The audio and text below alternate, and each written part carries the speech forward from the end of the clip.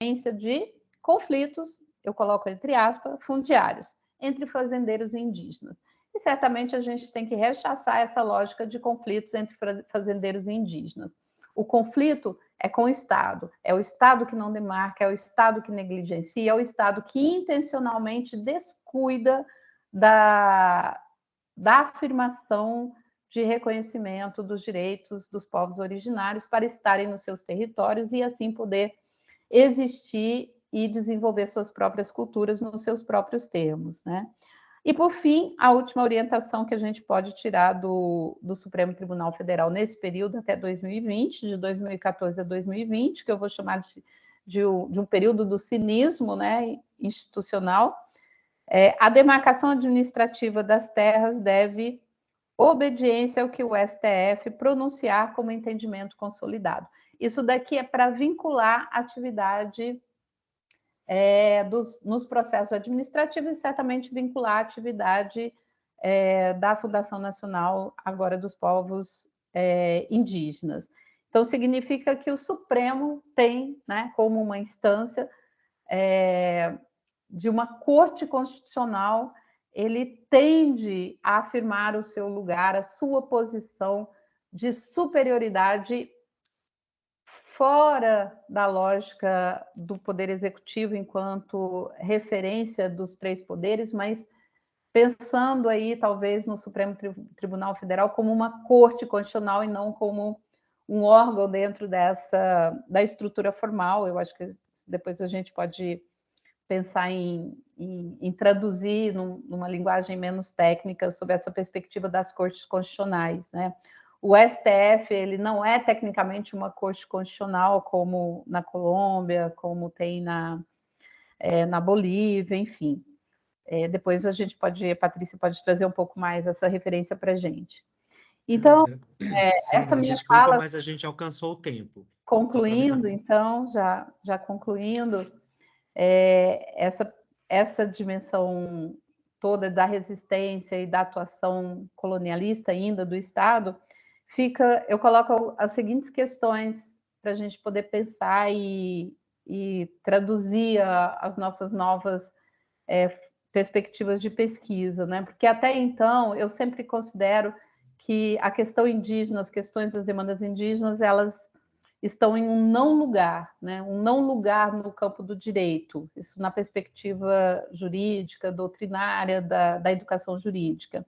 E aí a gente pode perguntar, a criação, né, e a existência de um Ministério dos Povos Originários significará uma reforma do Estado para incorporar o reconhecimento e a afirmação da autodeterminação e autonomia dos povos originários de maneira concreta, e aí pensando na lógica da participação dos povos originários e na reforma do Estado. Então, a minha contribuição é isso, eu espero ter ficado muito esquizofrênica a fala, mas falando por último, eu tentei articular com as outras falas. Agradeço muito o convite, para mim é sempre uma honra poder participar dos seminários do LAEP, estar com pesquisadores e pesquisadoras de altíssimo nível e cumprimentar todos que expuseram até agora, que foi muito, muito, muito importante e nos agrega muito em termos de conhecimento. Muito obrigada a todos. Obrigado, Sandra. Antes de te aplaudir, na hora que você estava fazendo sua pergunta, nós fomos sobrevoados por um helicóptero aqui, a gente não conseguiu te ouvir. Eles estão vigiando a sua apresentação agora também. Sim, com certeza. Então, se puder repetir para a gente, te agradeço. A minha pergunta é no seguinte sentido: com a criação dos povos, né, com o Ministério dos Povos Indígenas, isso significará a reforma do Estado em termos, né, da legislação e da estrutura estatal para realmente conferir constitucionalidade material ao direito de autodeterminação e autonomia dos povos originários, porque enquanto houver manutenção dessa engenharia estatal colonialista, talvez a gente tenha muito mais desafios pela frente. Legal, obrigado. Agora sim. Ok.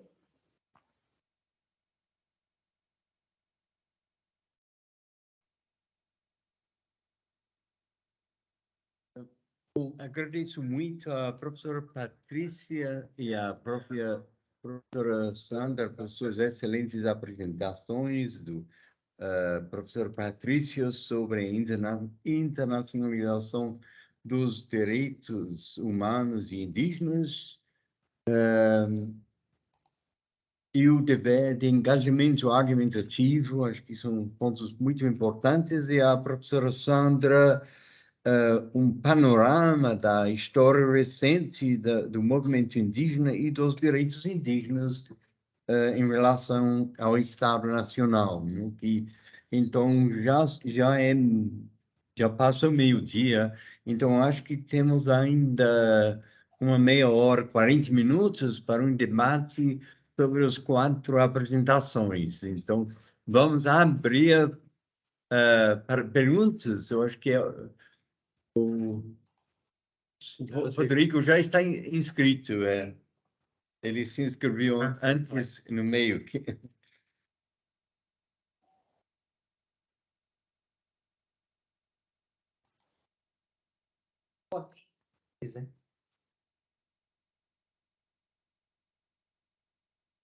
Bom dia a todos, boa tarde, né? Eu tinha me inscrito, na realidade, quando o debate ia ser com as meninas, só. Então, assim, por uma questão de trabalho, eu perdi a apresentação da Patrícia, depois vou pegar o vídeo do Christian para dar uma olhada, tá?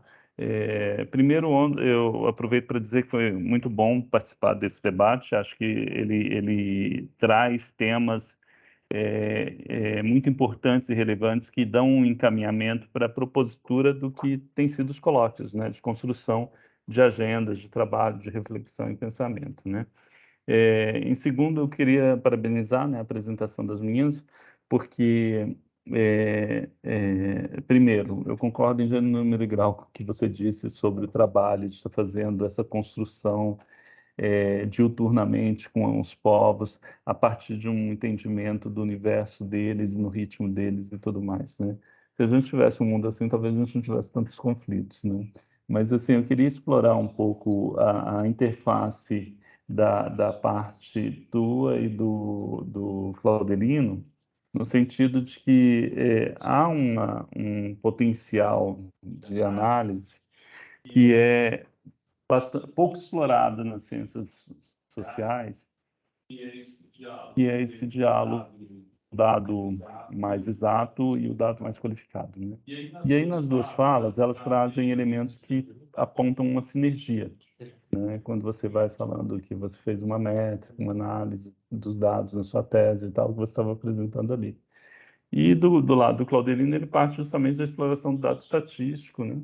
Fazendo uma composição. Então, há uma aproximação. E por que eu estou fazendo e arriscando esse comentário, né? Eu vejo digamos, há 10, 20 anos atrás, pensar em imagens onde você tinha informação gravada no espaço era algo impensável, né? Hoje em dia, você tem variáveis, algoritmos para fazer essa referência e refinar como é que isso chega, né? Quando você pensa num território indígena em áreas diminutas, né, você está pensando em uso, demanda de recursos, crescimento populacional, toda a questão do direito, na medida em que ela se aproximar desse dado, uma progressão, por exemplo, de demanda de recursos naturais, você começa a ter uma qualificação que diminui a subjetividade da confirmação de que aquela política tem que ser adequada para aquele povo, entende? Então, esse diálogo é que me chamou a atenção na primeira parte.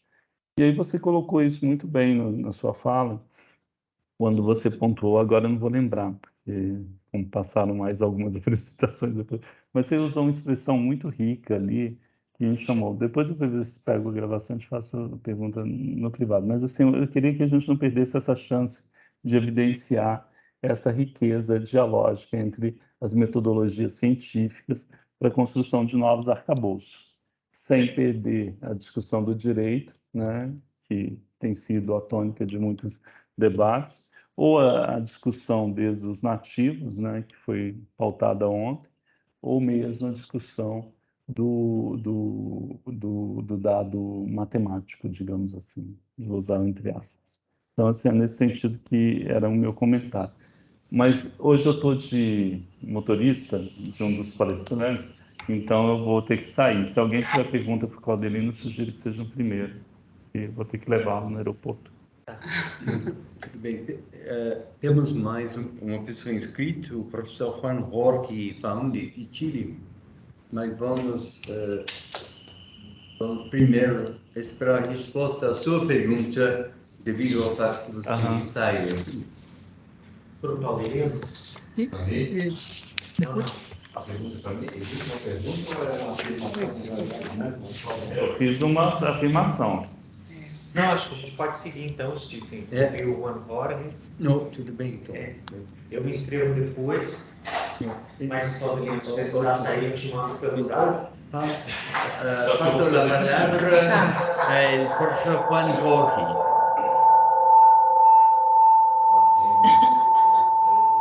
Hay un problema de micrófonos abiertos. Ahí sí. O meu está desligado também, desde sempre.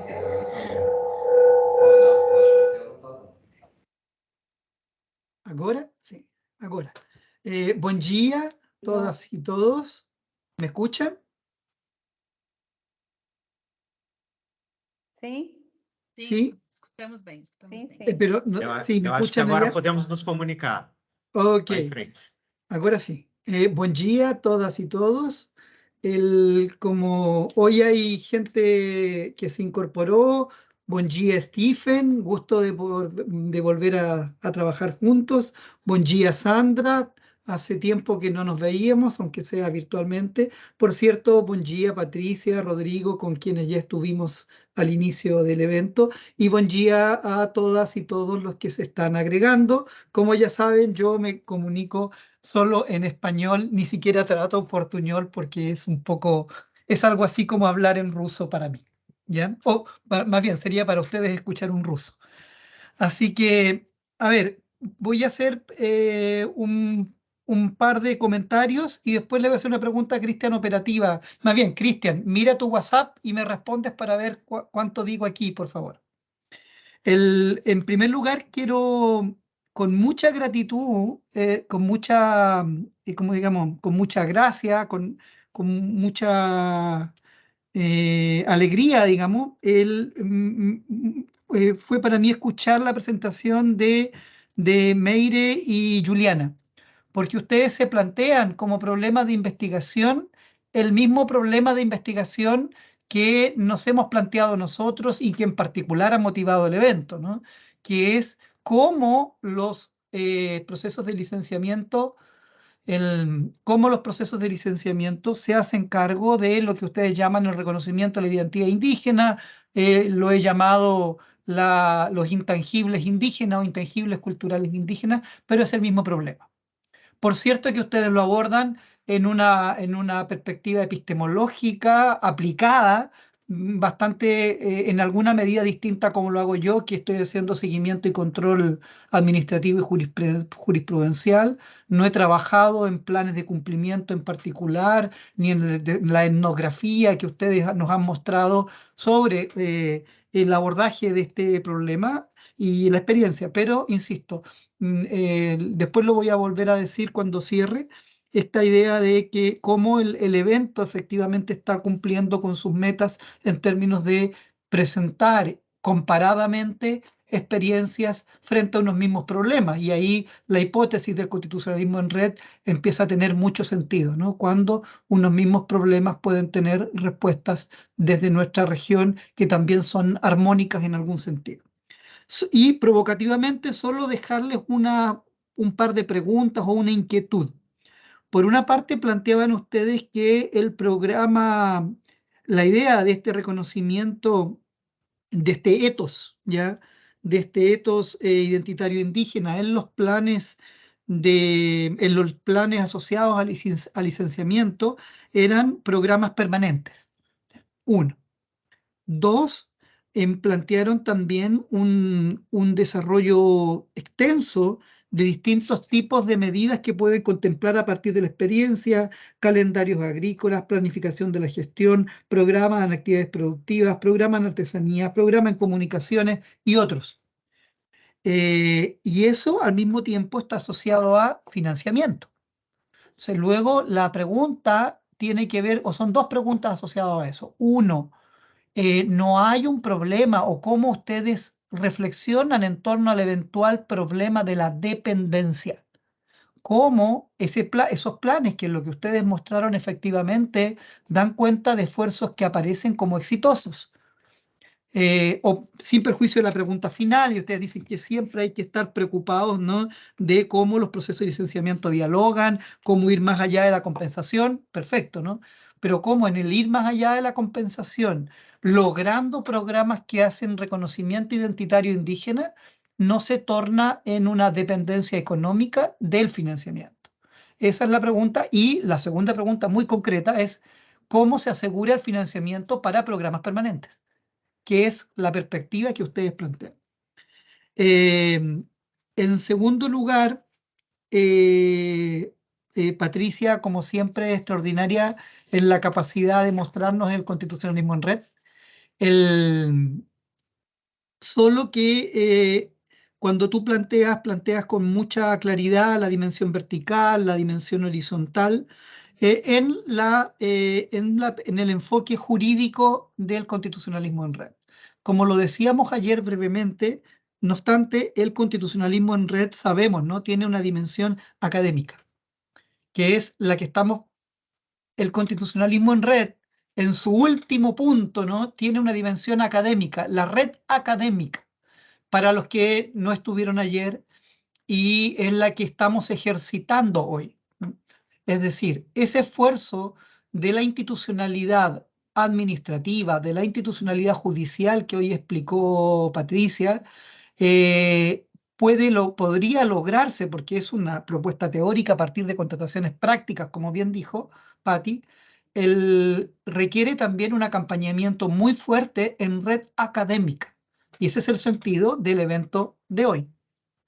En esa perspectiva, entrando a cerrar, porque lo conversamos con Cristian y como coorganizadores también quiero dar algunas palabras de cierre, señalar algo dije ayer, y en esto voy a vincularlo con lo que dijo Sandra, ¿no? Es la idea de la participación indígena en estos nuevos escenarios y también la de las resistencias ecoterritoriales frente a lo que algunos pueden llamar el poscolonialismo, pero prefiero decir que hoy día tenemos un escenario de polarización extraordinariamente complejo, y los casos de Brasil con el intento de golpe de Estado de hace unos días y de Chile con el fracaso del primer proceso constituyente. Digo primero porque hoy se terminó de aprobar la ley que nos lleva a un segundo proceso, pero mucho más conservador. El fracaso del proceso constituyente implica también una resistencia no progresista, ¿ya? Y en el caso de Brasil, el intento de golpe es una resistencia no progresista, ¿no?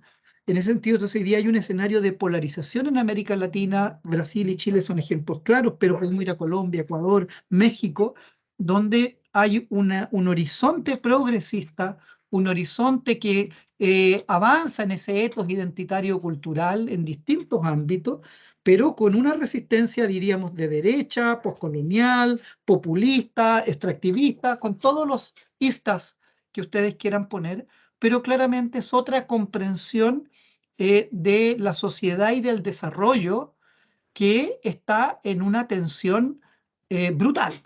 Luego, el proyecto progresista, el proyecto del horizonte de reconocimiento democrático intercultural, como lo hemos llamado también en otros espacios, es un proyecto que está en tensión, en correlación de fuerzas hoy día, que no está asegurado. ¿Ya? Y en esa perspectiva, volviendo a la red académica del constitucionalismo en red, me parece que precisamente, y no estoy hablando en términos románticos, ingenuos, no, no, no, estoy diciendo que este tipo de encuentros ¿ya? Son efectivamente una oportunidad para resistencia eco-socio-territorial, si ustedes quieren, y regional, ¿ya? La resistencia no solo, y ahí que me perdonen los compañeros que a veces plantean posiciones y con mucha razón y con mucha fuerza de la propia experiencia vivida, pero que aparecen como muy discursivas, ¿no? Sí, tenemos que detener el poscolonialismo y aparece como el cartel del poscolonialismo. Me parece que hay dinámicas de resistencia que convergen con estas teorías, que son también al mismo tiempo dialógicas y muy constructivas. Y me parece que esta dimensión del constitucionalismo en red académica, con acompañamiento dirigente, ayer y hoy han habido dirigencias, lideranzas indígenas presentes también en el evento, es un espacio de resistencia. Eso para cerrar un poco en relación con los comentarios a las presentaciones del día de hoy y dejando esas breves provocaciones. Por último, para despedirme en nombre de la Universidad Autónoma de Chile, coorganizadora, y en nombre propio también como cómplice de Cristian en el desarrollo de este evento, decir, y esto lo conversábamos ayer en una pequeña diálogo que tuvimos al final, que creo que la actividad ha cumplido plenamente con las expectativas. No creo que hayamos superado los 20 asistentes, quizás 25 en el mejor de los momentos, y en el más bajo 10. Nosotros en septiembre nos reunimos en Chile, varios de los que están aquí estuvieron presentes presencialmente, como Rodrigo Paraños, o virtualmente, como Cristian, Patricia, Cristóbal, que estuvo ayer, que estuvo presencial, etc. Esta es una red que está trabajando, que ya logramos, este es el cuarto coloquio en la EPI, pero es el segundo coloquio en perspectiva de constitucionalismo en red. Y me parece que, y también en Chile fuimos 20, 25 en el mejor de los momentos, 10 o 12 cuando menos, pero éramos entre 10 y 20 personas reflexionando en base a resultados de investigación. Y eso es lo que nos importa, ¿no? No se trata de ese público que se conecta a un webinar, dice dos cosas y se va. Yo sé que hay algunos que no pudieron estar más tiempo, pero nuestro proyecto, nuestras intenciones son quedarnos, son mantener el espacio para el diálogo en red y avanzar como una forma de resistencia colaborativa con el desarrollo de estándares, con la reflexión, con etnografía, con el desarrollo de nuevas metodologías. De eso hablamos poco acá. Hemos trabajado en paralelo el tema, por ejemplo, los peritajes antropológico-ambientales. O sea, tenemos un aporte enorme de resistencia colaborativa académica en red que este espacio creo que está logrando. Y en ese sentido, no quiero dar así como informaciones muy en detalle porque después podemos quedar incumpliendo ofertas, pero claramente tenemos planes con Cristian de avanzar en escenarios de colaboración en investigación, tanto en proyectos como en publicaciones, y que en la medida que logremos concretar esos proyectos, los recursos para poder realizarlos, que tenemos varias cosas bien concretas, se los vamos a comunicar a los que han participado en este evento, a los que han participado también en el evento en Chile, para lograr cerrar esos proyectos académicos, básicamente, como digo, publicaciones y ojalá encajonar con otros financiamientos para la investigación propiamente tal, además de los que ya estamos desarrollando. Eh, Muchas gracias a todas y a todos. Obrigado. Ya son pasadas las 12. Boa tarde. Y Cristian o Stephen tienen la palabra. De mi parte, hasta aquí yo llego, por lo menos lo he hablado y me quedaré esperando a que cerremos. Muchas gracias, profesor Juan Jorge. Vou passar a palavra para o professor Christian para seus comentários. Olá, boa tarde. Infelizmente, a gente teve problemas técnicos tanto no dia de ontem quanto de hoje, mas ainda assim conseguimos realizar um excelente colóquio com ótimas contribuições. Em função do tempo, a gente não vai poder realizar o espaço de troca que a gente gostaria, né, de perguntas, de comentários, de críticas. Foi uma pena a gente não poder contar com isso hoje, mas como o Juan Jorge mencionou, nós estamos trabalhando em caráter já permanente, né, de encontro. Esses 2 eventos que realizamos juntos já nos permitiu nos aproximar ainda mais, conhecermos nossas pesquisas. Temos um horizonte de publicações na forma de livro e de número especial em uma revista científica, então a gente vai continuar perturbando vocês, né, para receber seus textos, receberem suas contribuições. Vamos continuar em diálogo, pelo menos os que estão fisicamente mais próximos aqui em Brasília, né? Então podemos nos encontrar, idem para quem está lá no Chile também poderem se encontrar. As contribuições todas foram, na minha visão, uma verdadeira formação que tivemos, mais do que um colóquio para nos atualizarmos sobre resultados de pesquisa. Nós tivemos uma verdadeira iniciação sobre o tema do licenciamento ambiental em perspectiva comparada, a consulta, as possíveis interfaces entre antropologia e direito, o horizonte de trabalho do constitucionalismo em rede, né, que está nos unificando cada vez mais nesse debate, e eu não tenho dúvida, né, de que a partir dessa base comum que a gente está construindo, a gente vai conseguir dar os próximos passos para aportar efetivamente, né, a exemplo do trabalho que foi apresentado na primeira sessão de hoje, dos trabalhos, né, produtos de construção de indicadores, um repensar desse paradigma, né, dos programas de compensação dentro dos planos de manejo ambiental indígena, que é o verdadeiro paradigma que temos, pelo menos no Brasil, né, para compensação ambiental dessa relação duradoura entre povos indígenas e empreendimentos, né, que se estendem, como Juliana bem colocou,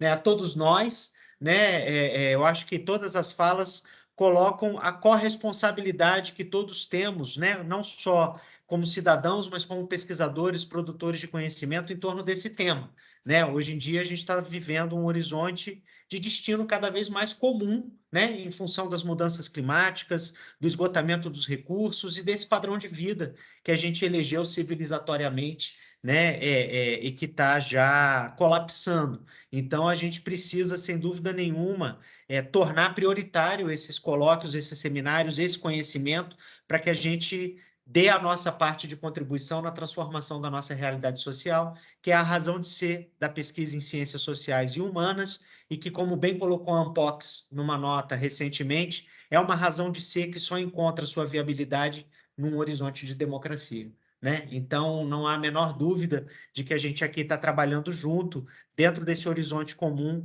de uma democracia pluralista, né? Dentro de uma democracia de respeito, né? E de observação dos direitos humanos e dos direitos da natureza também. Infelizmente, volto a dizer, a gente não vai poder fazer o debate por causa do avançar da hora, mas eu agradeço de coração a presença de vocês presencialmente, virtualmente. Algumas pessoas vieram para cá com recursos próprios, também vão voltar com recursos próprios, né? Então, eu fico aqui minha gratidão por essa generosidade. E encerramos por aqui a gravação. Tão logo eu tenha os arquivos, eu disponibilizarei aqui no canal do LAEP no Teams, que é a ferramenta que a Universidade de Brasília, né, nos levou a utilizar. Não é a melhor, mas é a que temos que usar institucionalmente.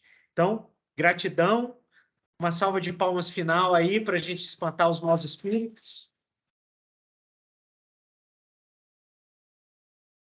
Até a próxima atividade que faremos juntos, sem dúvida nenhuma, em breve. Sandra. Juan. Tchau, gente. Bom ver vocês, viu? Bom dia a todos. Feliz. Um abraço. Tchau, tchau. Tchau, Sandra. Beijo grande. Tchau, beijo, Meire. Eu não sei o que aconteceu realmente. Problemas técnicos, né? Em algum momento. Gente, mas sempre